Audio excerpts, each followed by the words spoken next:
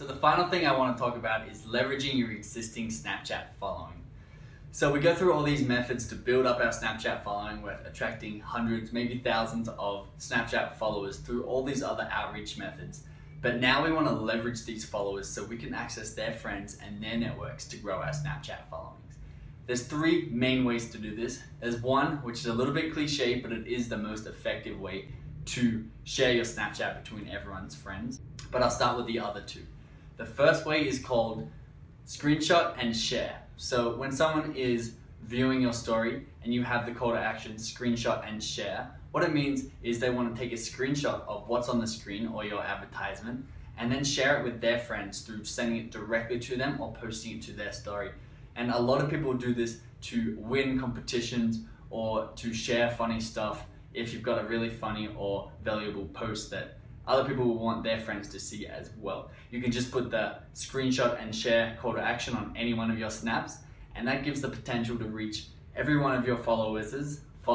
So that is a huge network if you have a reasonable size Snapchat following. The second of the three things are called shoutouts. So what this does, if you have similar businesses or similar brands, or even people that have the following that you want on Snapchat, you can either pay them or trade them for a shout out. And what this means is someone like Logan Paul, who has millions of Snapchat users, has gave Sour Patch Kids bears a shout out because they paid him to.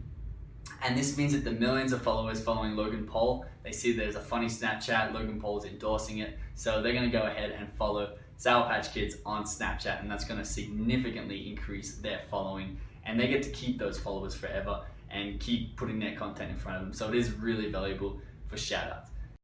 You could trade shoutouts with someone. If there's a similar business, you could say follow them, and a similar business could promote your account and they can follow you. So you're sharing, as long as you have equal size following, it's always a good, fair deal for both of you. I know, but it's by far the most powerful way to grow your following over time. It's word of mouth, and it's by putting out really high quality content at all times. If you can successfully entertain and inform your target audience, they're gonna wanna share it with their friends. I remember I was sitting on a couch and I was watching Zed, the DJ, one of his Snapchats, and it was one of his concerts. And there was thousands of people there watching, and my friend was like, oh, that looks like a really cool Snapchat feed. Who is that? I told him it was Zed, and he followed him right there on the spot.